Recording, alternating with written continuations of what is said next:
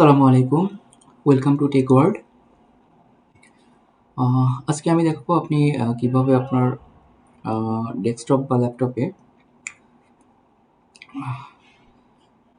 Screen time আউটটা manage করবেন। মানে কিভাবে আপনার স্ক্রিনের টাইম আউটটা কম বা বেশি করবেন। অনেক সময় আপনার স্ক্রিনটা ওপেন রাখার প্রয়োজন হয়, কিন্তু এটা কিছুক্ষণ পর ৫ সেকেন্ড বা ১০ সেকেন্ড পর অফ হয়ে যায়। এটাকে আপনার টাইমটা বাড়াইতে হলে ফার্স্টে চলে যাবেন এখানে স্টার্ট মেনু থেকে আপনার সেটিংসে। এখান থেকে চলে যাবেন সিস্টেমে। সিস্টেম থেকে এখানে দেখেন আছে একটা পাওয়ার অ্যান্ড স্লিপ অপশন। এখানে ক্লিক করেন। এখন এখানে অপশন দেখা যাচ্ছে স্ক্রিন। ল্যাপটপের ক্ষেত্রে এটা দেখাচ্ছে যে on battery power, turn off after.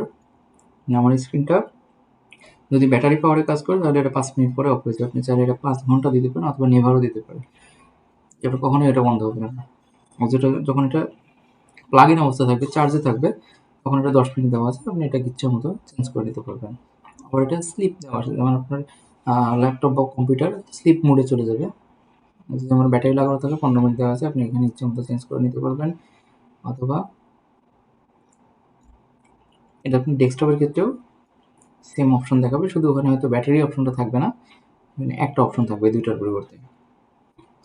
তো আপনি এই সিম্পল ওয়েতে আপনি আপনার ল্যাপটপ বা কম্পিউটারের স্ক্রিন টাইম আউটটা ম্যানেজ করতে পারবেন। ধন্যবাদ ভিডিওটা শেষ পর্যন্ত দেখার জন্য। চ্যানেলে নতুন হয়ে থাকলে অবশ্যই সাবস্ক্রাইব করতে ভুলবেন না। আসসালামু আলাইকুম।